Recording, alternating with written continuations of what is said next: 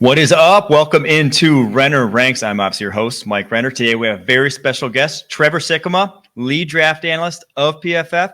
May have heard of him. We're bringing down the top 5 wide receivers in the 2024 draft class. The top of this class, man, it rivals Jamar Chase, Jalen Waddle, rivals AJ Green, Julio Jones. This could be a special one at the top. Let's get it. This is Renner Ranks, the ultimate NFL ranking show.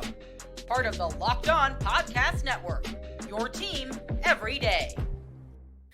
As the intro said, part of the Locked On Network, your team every day. A very special shout out to all the everydayers out there, which I assume is all of you, because this is only the second podcast. And if you listen to this one, you probably listened to the first.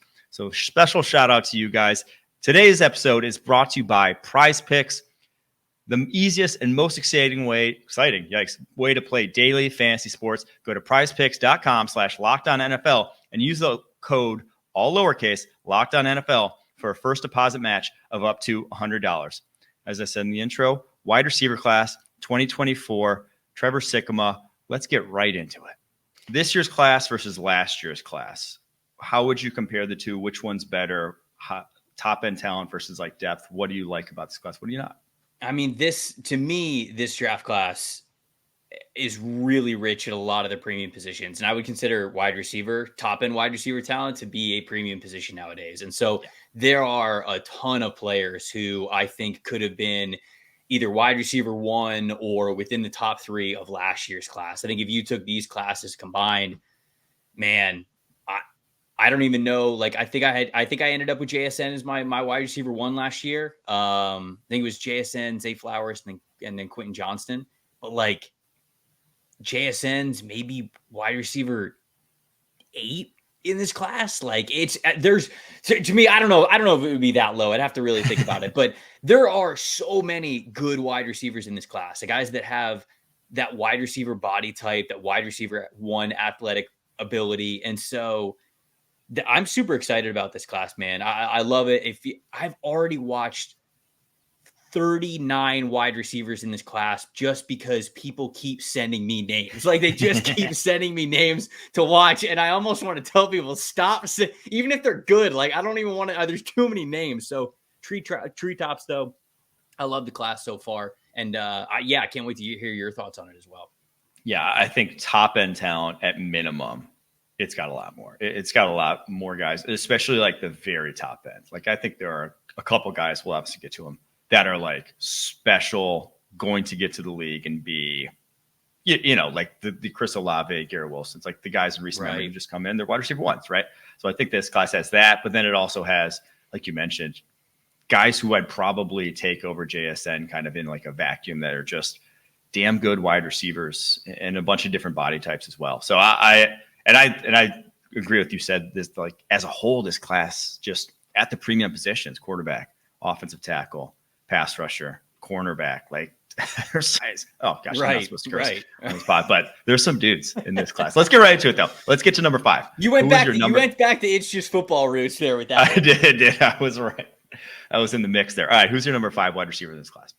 So number 5 right now, and it's changed a little bit, but number 5 for me is Emeka Egbuka, the wide receiver from Ohio State, the non-Marvin Harrison Jr. wide receiver from Ohio State, which sounds really insulting because this dude is a legit NFL prospect. And, when I watch him play, I think he's probably going to be best as a slot at the next level, but I don't say that with disrespect. He's played so much on the outside as well because he is over 6 feet tall. They've got him listed over 200 pounds. And I think he's probably close to it. Like whether he's in the high 190s or low 200s, like he's around that weight. So he's somebody that, can take the physical contact. If you need to have him on the line of scrimmage, you're not going to be too afraid of that. He's not going to be frail when it comes to going up against some of the best press man coverage guys out there in the NFL. And he's just got this knack for getting open, man. He's got such smooth speed, the body control. He's able to really speed up or slow down when it's most advantageous to him in his routes. He's got pretty good vertical speed to him as well. But my favorite part of his game is just how he finds those soft spots in the zones. And so, when I think of where JSN would kind of fall within this class. I think I'd take a guy like Ibuka even over JSN, even though JSN had a little bit more body control. He's so much lighter, and I feel like you can get more power production of what Ibuka does. And I think he's better at the catch point and at the contact point when it comes to his routes and when he's going to get defenders in his face. So I really like Ibuka. He's top 5 for me, so I got him at number 5. I did not have him make my top 5, but truthfully, I like what you said there about him versus JSN. Like, I think you are splitting hairs if you're comparing those two in terms of who you'd want. And like, Ibuka has the size advantage and like translatability in that regard.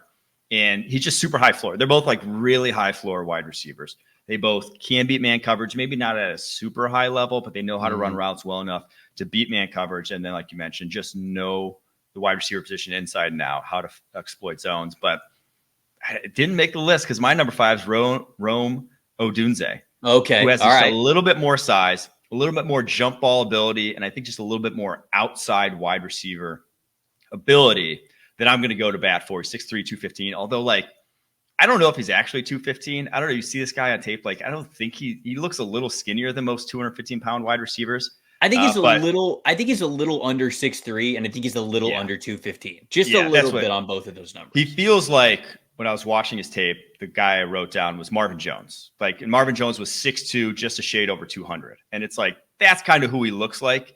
Mm-hmm. And I don't think he has any like trump card trait per se, but he has real no weaknesses either. I don't think he's just like a jack of all trades. And this year, 19 yards per catch, 608 yards. Also, fun fact about him, his dad fits the TikTok trend. He named him after the Roman Empire. He named him because he is a fan of the cultural influence of the Roman Empire. So how often do you think about the Roman Empire question? He goes, well, my son's name is Rome, so pretty much every day. That guy thinks about it every day, for sure. But Rome Odunze, my number 5 wide receiver. Well, who's your number 4? Well, I was going to say this is a great transition because he's my 4. You know, he's the guy that I have him in the 4 spot. I had him a little bit outside of my top 5 going into the season because when I watched his tape over summer scouting, there was a lot of hype around him. There are a lot of people who were like, you got to watch this dude. He doesn't get nearly as much attention out on the West Coast. He's an absolute stud. He had a ton of production last year. Then I go look at his measurables, what he's listed at. Go look at some of his athletic production. Bruce Feldman's got him on the freaks list. So he's just a fantastic athlete and an explosive athlete all around. But when I watched his tape last year, I was like, okay, I definitely see the explosiveness, how he gets out of his stance and how he can threaten vertically. And certainly like going up for those jump balls, you see all those explosive athletic traits show up. But when it comes to the route running and just being able to stop on a dime, you know, those quick cuts, he wasn't that type of receiver. So he wasn't really separating in his route diversity and with that kind of quickness. I was like, okay, that's fine when you're a bigger receiver and you can threaten vertically. But then he wasn't as reliable at contested catches as I wanted him to be last year. It felt like for a guy who was that athletic and who had that calling card, he didn't come down with it as much as I wanted him to. This year, he's better at it. This year, the contested catch numbers, which contested catches aren't the most stable metric, but you'd love to see it if it's a guy who is bigger. They're much better this year.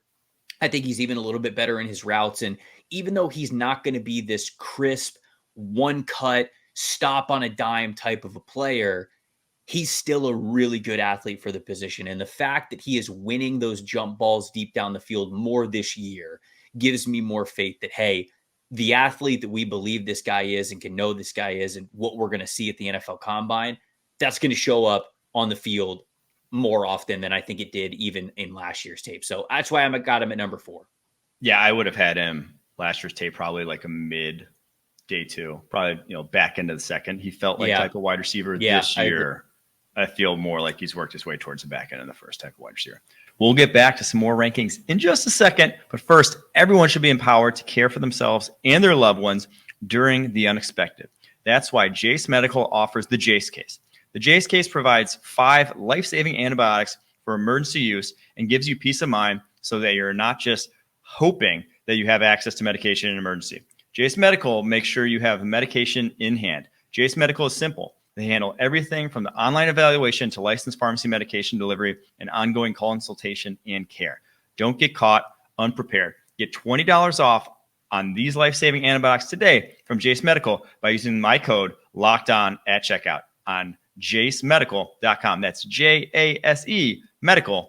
All right, my number 4, another big-bodied wide receiver, Keon Coleman, FSU. Another guy who, like, I watched him last year at Michigan State, and I was not that impressed because they had him, like, on the outside, running vertical a lot, and he's probably going to run high 4.5s, low 4.6s. Like, I don't think he's fast, but he gets it. Like, the more I watch the tape, the more I'm like, the dude gets how to play wide receiver. He's the kind of guy who can get open on routes where, like, he's not supposed to get open, where, like, the DB has leverage. He knows how to, like, get around him, kind of work his way around and still get to the catch point. I think he has great contact balance. He's listed at 6'4", 215.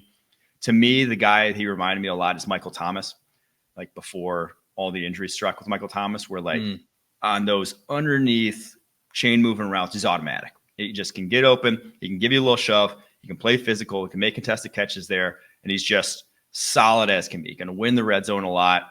It may not be, what's in vogue around the NFL today, but you draft that guy, you're getting a damn good wide receiver. He's like the like Quentin Johnson. All the things where, like, Quentin Johnson struggles with, where, like, knowing how to play the position. Keon Coleman has, like, all of those. Yeah. I mean, it's once again a good transition because he's at 3 for me. He's the guy that I have we're like at number 3. And I feel like we're probably going to be link step on most of these until we get to the player that I know you're going to name that I don't have in my top 5, but we're both going to be excited to talk about. But Coleman, I mean, you kind of hit the nail on the head. And just to give you a little bit more on that prospect, the competitiveness, man, from this dude is exactly what you want. When the ball is in the air, that competitive nature that he has to truly just go up and get it over anybody. You saw that in flashes at Michigan State. We already saw it this year. I mean, he dominated the LSU game because of that. If you would look at his raw contested catch numbers right now, they're actually kind of low. I think he's like 5 for 14. And watching Keon Coleman live, you'd be like, whoa, I figured he'd be like 100% or something. But that's a Jordan Travis stat. That's a Jordan Travis stat. It could well be a Jordan Travis stat. But that is something that is a major calling card to his game. And you mentioned the 6'3", 215 pounds again. He's got that athletic ability. He has that frame. He can play on the line of scrimmage. He's very comfortable winning early, like you mentioned, getting off of press coverage. And so I think that he has all the makings of a guy that you would want to have as a focal point of your passing attack. Whether you're calling him a wide receiver 1 or whatever, we just know in the NFL there's 2-3 guys in a passing attack that could lead the team in targets basically every single week when you have a really ideal passing offense. And so whether you want to call him a wide receiver 1 or not, I think he's got starting NFL ability, especially because of how much faith you can have in him when you just throw it up and need him to come down with it. We are very much in lockstep, but I don't know if the guy that you're thinking of is who my number 3 is, because my number 3 is Xavier Worthy, Texas wide receiver. Ooh, okay. Not the other Texas wide receiver, okay, who I am really high on. Adonai Mitchell, I'm very high on. But I worry about the inconsistency in Adonai Mitchell's route running. Whereas Xavier Worthy, I think he's like what people wanted Jalen Hyatt to be last year. Like, people thought Jalen Hyatt, the super productive Tennessee wide receiver with speed, did not have the lateral agility, did not have the route running chops. To me, Xavier Worthy does. And the biggest thing with him is the play strength difference from early on in his career, because he showed up 160 to Texas. Still only 172, but it's kind of like reminiscent of Zay Flowers, where Zay Flowers early on in his BC career was just like tiny, and the guy could get open, but all of a sudden, like, once he got to a point where the play strength was good enough, the dude was unguardable. So Xavier Worthy has kind of made that leap for me. Also, fun fact, has the same birthday as me. Him and Keenan Allen have the same birthday as me, April 27th, day 3 of the draft. It's a route runner's birthday. What's your sign? What's your sign? It's a Taurus, baby. We're the Tauruses. Okay, I just need to know. So anybody that's a Taurus now, I'm just going to say is a good route runner. So that's why I needed to know that. Route runner's birthday. But yeah, so Xavier Worthy, like, he has that. And the other reason why, like, we're kind of, to me, him, Coleman, Odunze, even Adonai Mitchell are like in a similar-ish tier. If I'm ranking them, I think that receiver, the one who has that high-end, all-around athleticism, is easier to scheme up nowadays with the cheat motion that everyone's doing, with how teams are scheming their offenses. That's the thing that can change games, that is a difference maker. The guys who are more the possession types, great wide receivers in their own right, still have a role, but I don't think it's as valuable as what Xavier Worthy can necessarily do. So hasn't been like uber productive this year. Some of that's on Quinn Ewers and his like very inconsistent deep ball. Right. But man, he can just every level of the football field create that easy separation that even if his size isn't great, I'm still going to buy in. Yeah, I have Xavier Worthy and AD Mitchell just outside of my top 5. I literally think that they are 6 and 7. They're right there as that next group. Worthy, I like a ton. Obviously, I love the deep speed. I love the yards after catch ability. He's a player who just absolutely turns on the Jets the second he gets the football. And we've seen some crazy highlights over the last couple of years with him being able to do that, take those screen passes and go 60, 70 yards to the house because he's just erasing angles. The hands were an issue last year, and I know he was kind of like going through injury. He was playing through injury. He wasn't 100%. And so I can understand that, but it's certainly better this season. Would like for it to be a little bit better through contact, even so. I don't think that's ever going to be him, truthfully. And at that point, then speed is totally worth it. But that's why I had him outside of my top 5 because you're going to covet the speed. Like he's, I think, still a top 30 player for me overall because of what he can do to a defense and how he can help the offense. But there's just too many straight up certified dudes at the catch point that it's hard for me to put him too much higher than that. But so that's kind of my thoughts on Xavier Worthy. We going to number 2? There's number 2. We gotta have the same 2. If we don't have the same 2, we're gonna fight. Malik Nabers from LSU is my number 2 guy here. It does not take very long to turn on the tape and just realize that this guy moves differently than everybody else. You know, you talk about route running. He better be a Taurus as well, because the way that this guy can change direction, I mean, it's truly on a dime. I mean, he's flipping his hips about as fast as any wide receiver does in this class. LSU basically spammed slot fade a couple of weeks ago, and there's just nothing that Mississippi State could do about it. And it was just Malik Nabers touchdowns over and over again because of that. But the hands are fantastic. He's one of the best natural catchers in this class. He's one of the best natural separators in this class. And even though he doesn't have as elite of long speed as maybe some other wide receivers in this class, he's got like that separation speed where when he puts his foot in the ground, the way that he gets from 0 to 60, if you will, is so much faster than what a DB can get from 0 to 60 at. So he might not have that like rare gear afterwards above 60 miles an hour, to use the analogy correctly, but it is that 0 to 60 acceleration that he is just so phenomenal with. And it's just such a translatable trait to the NFL level. So when you have that kind of separation speed and those kind of hands, you're going to be high on my wide receiver list. I'm not a big car guy, but I believe that's handling, right? That would be, he has good handling. Yes. Like on the turns, he's sharp. Very true. Precise. There it is. He's got good handling. Nice. The wild thing is, watch it. So I have him at number 2 as well. And like the wild thing is going back through LSU, him, Butte before the ankle stuff, and Jamar are like damn near identical builds, and like in that handling have that identical sort of just like one step, boom, like wow, they're on you in terms of that cutting ability, and all like 6 foot, 200, all in that same, maybe like could pass as undersized running back sort of build, and like after the catch turns into a running back. The guy's dynamic as heck. Right. Like I'm a big fan of his game. I don't think he's super polished as a route runner. I think there's still like room for growth too. It's crazy to say it because he's second in the nation in wide receiver in receiving yards this year. I think Nabers is him, and the guy who's number 1 are like, that's what I was referring to, are guys who are just, they're going to come in and I think just be number 1 wide receivers right off the rip. I'd be very surprised if they are not. We'll get to number 1 here in a second. You may know who it is. If you listen to this and don't live under a rock, I think you do. But first, PrizePicks is the largest independently owned daily fantasy platform in North America. We're the easiest and most exciting way to play DFS. It's just you against the numbers. Instead of battling thousands of other players, pros like myself, sharks, you pick more than or less than. That's it on 2 to 6 player stat projections and watch the winnings roll in.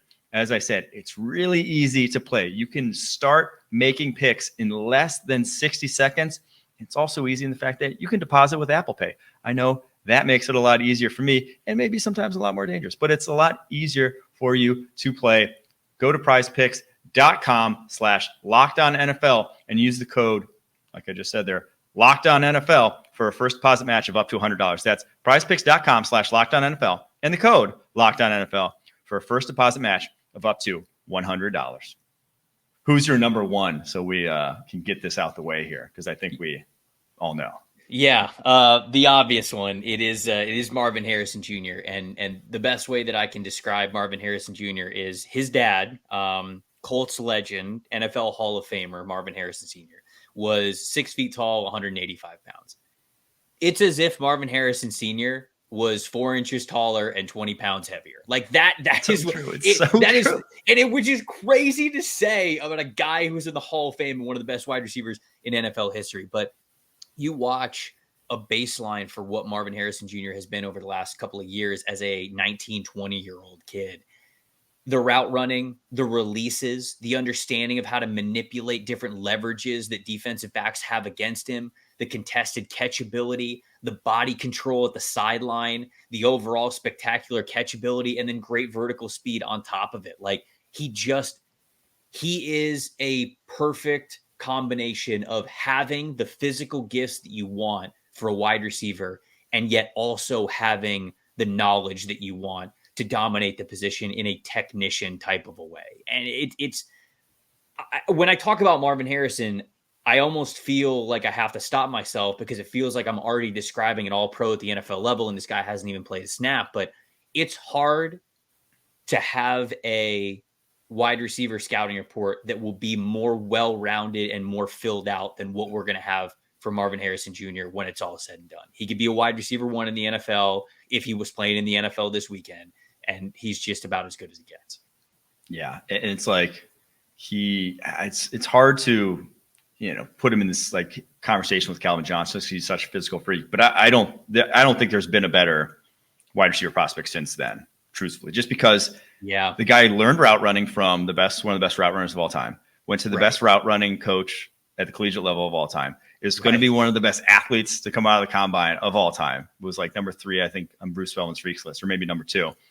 The only thing there's any shortcing is like, he's not a great yak guy. He's not like super well built for his frame. Like he honestly, like he has a frame of a guy who could get up to like 225 and still be like nasty if he wanted to be. I don't think he's ever going to, but dude, he runs like 22 miles per hour on the GPS. They said he ran 23.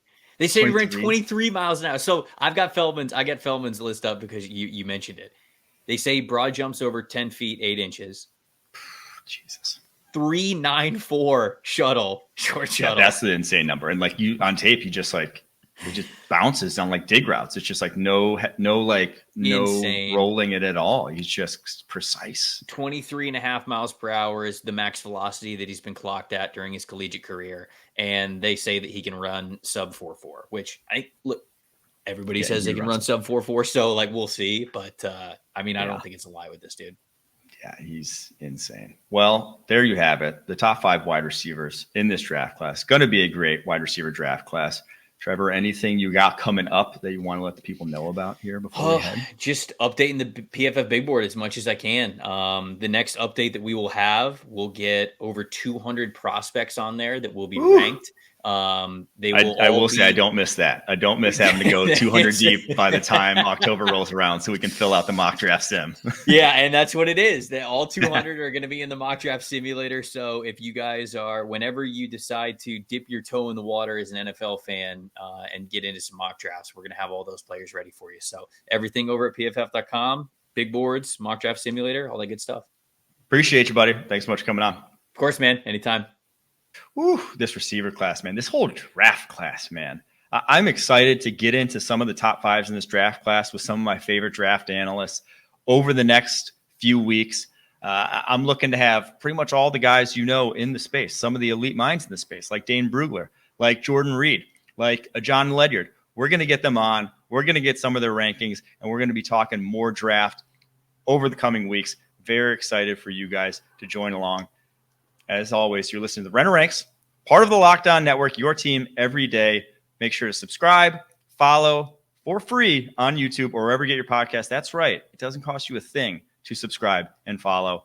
We'll be back Monday. I'll be breaking down my tape takeaways every Monday. I'm staying up grinding the all 22 until 3, 4, whatever, however long it takes in the morning to get some good takeaways from the all 22 for you guys on Monday morning, so that it is in your podcast app when you wake up. I'll be sleeping in after that. I will be sleeping till 3, 4 in the afternoon, which I don't mind. Mondays are not a great day for me in the mornings anyway. I don't like waking up early Monday morning. It's just sometimes the weekends are hard. So I'll be staying out all night Sunday, grinding that tape for you guys. Can't wait to be doing that. Can't wait to be talking more ball. Thanks for listening.